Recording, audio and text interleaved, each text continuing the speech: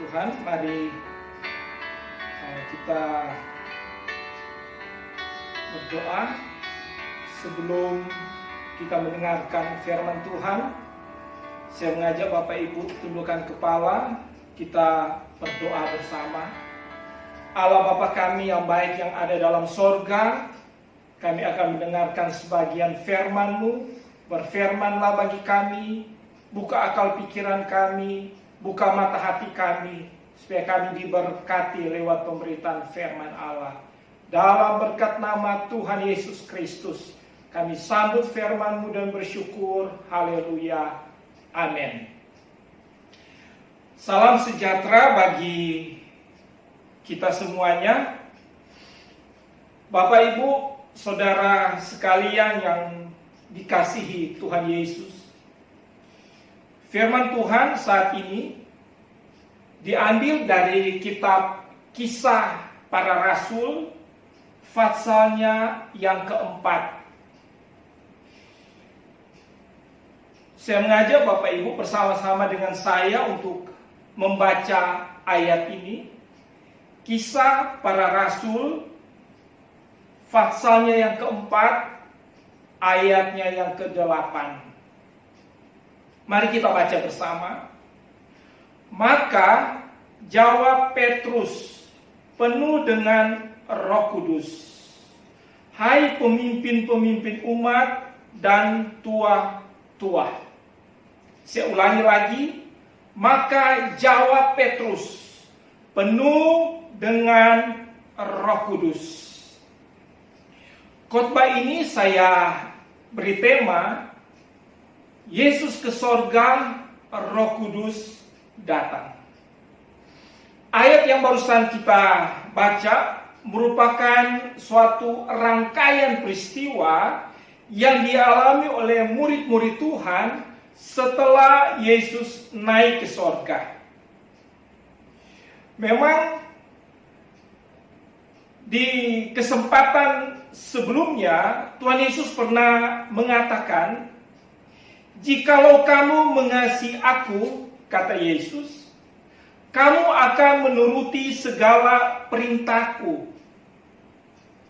Aku akan minta kepada Bapa, dan Ia akan memberikan kepadamu seorang penolong yang lain, supaya Ia menyertai kamu selama-lamanya, yaitu Roh kebenaran. Dunia tidak dapat menerima Dia, sebab dunia tidak melihat Dia dan tidak mengenal Dia. Tetapi kamu mengenal Dia, sebab Ia menyertai kamu dan akan diam di dalam kamu. Aku tidak akan meninggalkan kamu," kata Yesus, "sebagai yatim piatu. Aku datang kembali kepadamu. Tinggal sesaat lagi dan dunia tidak akan melihat aku lagi. Tetapi kamu melihat aku, sebab aku hidup, dan kamu pun akan hidup." Dan setelah Yesus naik ke sorga, Roh Kudus datang. Peristiwa ini terjadi dan kita bisa membacanya di kitab Kisah Para Rasul pasal yang pertama dan kedua. Hari Pentakosta adalah suatu pengalaman rohani yang dahsyat, di mana para murid dipenuhkan dengan Roh Kudus. Alkitab mengatakan bahwa setelah mereka dipenuhkan dengan Roh Kudus, mereka berbahasa roh sebagai tanda bahwa mereka telah dipenuhkan dengan Roh Kudus. Jadi penekanannya pada kepenuhan Roh Kudus. Glosolali sebagai tanda. Jadi jangan terbalik atau menghilangkan salah satunya. Dan peristiwa ini merupakan penggenapan dari janji Allah sendiri, bahwa Ia akan terus menyertai murid-muridnya. Dia akan terus menyertai kita, engkau dan saya, sampai akhir zaman ini. Bapak, Ibu, saudara sekalian yang dikasihi Tuhan Yesus, engkau dan saya tidak akan pernah ditinggalkan Tuhan. Allah Immanuel akan terus menyertai kita. Roh Kudus menuntun dan selalu menjaga kita. Haleluya. Jika kita membaca kitab Kisah Para Rasul pasal yang keempat, mulai ayatnya yang pertama dan seterusnya, dikisahkan bahwa murid-murid Tuhan ditangkap dan diadili karena memberitakan tentang siapakah Yesus itu. Mereka ditangkap bukan karena melakukan tindakan kriminal. Memang memberitakan kabar baik tentang keselamatan yang telah dikerjakan oleh Tuhan Yesus di kayu salib membuat para murid Tuhan dimusuhi, dibenci, diperlakukan seperti penjahat, ditangkap dan dianiaya. Bahkan banyak yang dibunuh. Padahal murid-murid Tuhan Yesus memberitakan kabar baik, berita tentang juru selamat manusia, yaitu Yesus Kristus. Bagaimana dengan kita? Apakah kita akan berhenti memberitakan kabar baik? Begitu banyak orang yang tersesat hari-hari ini. Mereka sedang melangkah menuju neraka. Banyak jiwa-jiwa yang harus diselamatkan. Ada pepatah yang berbunyi, banyak jalan menuju Roma.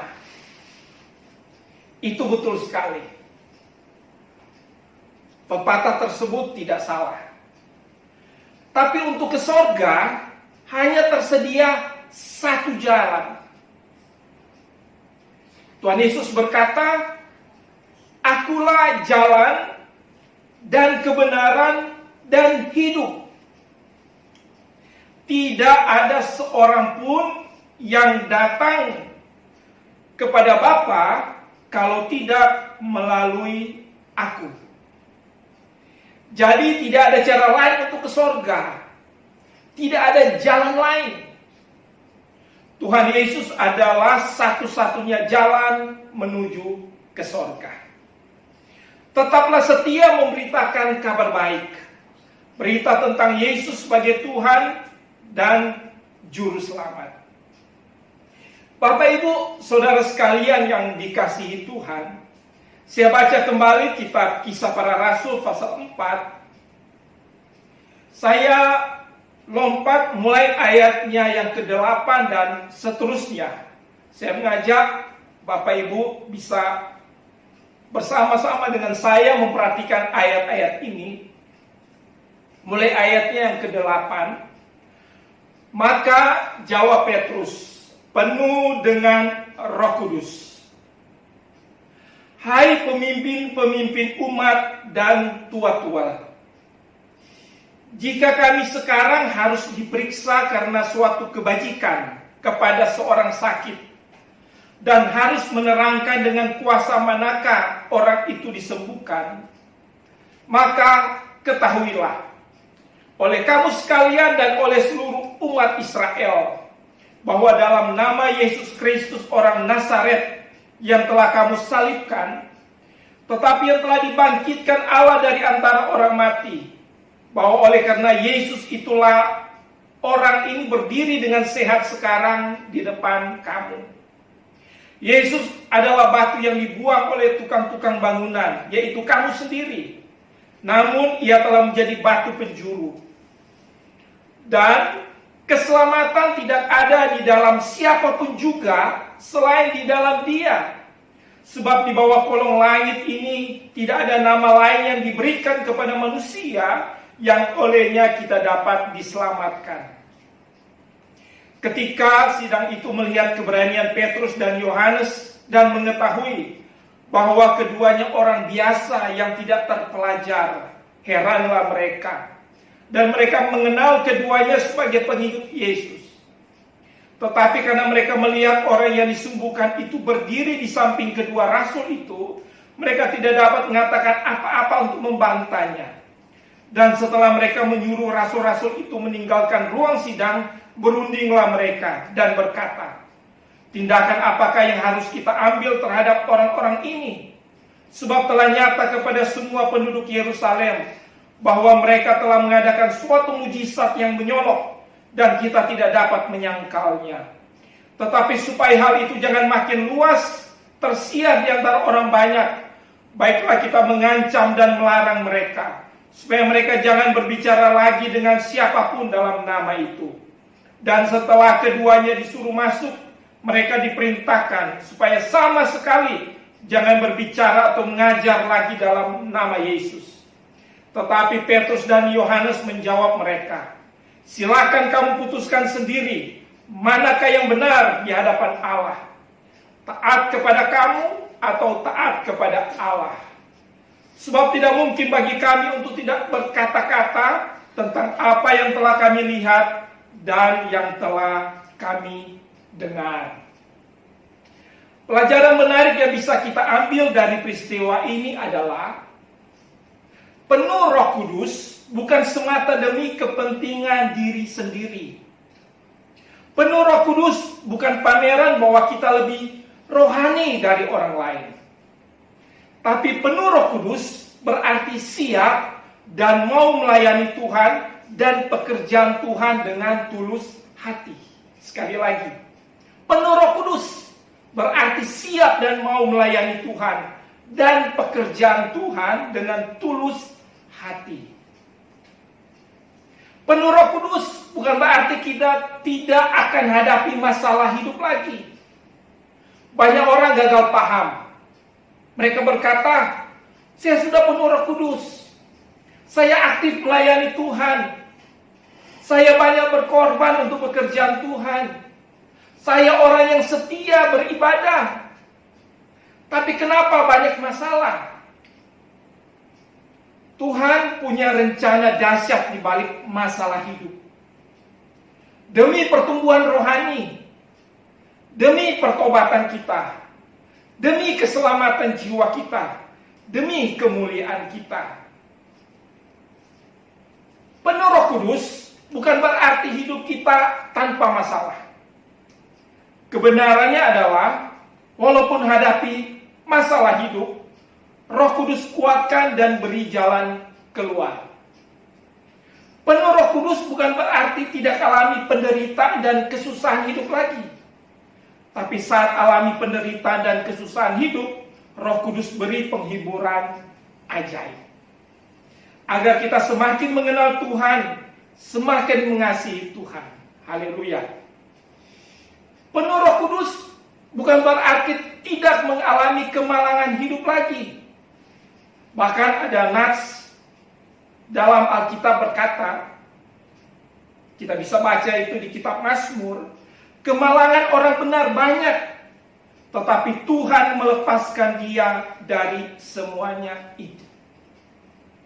Kemalangan orang benar banyak, tapi saat alami kemalangan hidup oleh Roh Kudus, kemalangan orang benar diubahkan jadi berkat. Penuh Roh Kudus bukan berarti kita menjadi orang sakti mandraguna yang tidak mempan dengan sakit penyakit lagi.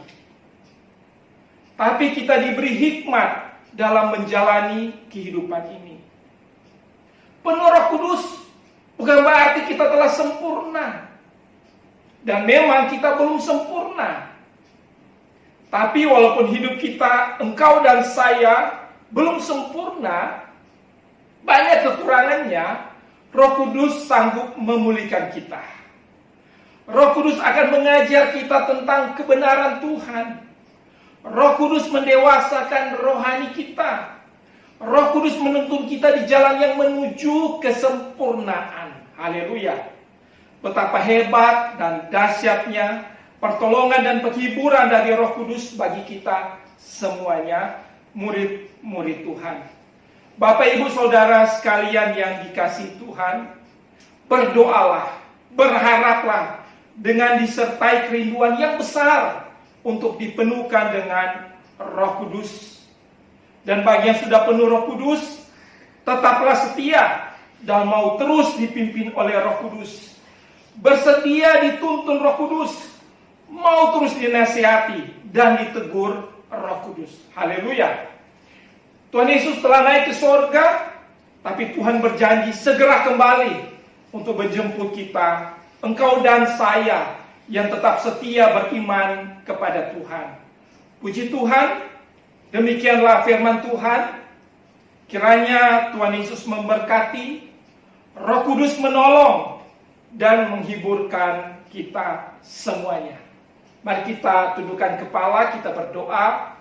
Allah Bapa kami yang baik yang ada dalam sorga, diberkatilah kami semuanya yang sudah mendengarkan firman Tuhan, yang sudah menyimpan firman-Mu dalam hati kami, merenungkan firman-Mu siang dan malam, dan mempraktekkan firman-Mu dalam kehidupan kami sehari-hari. Dalam berkat nama Tuhan Yesus Kristus. Haleluya, haleluya. Amin.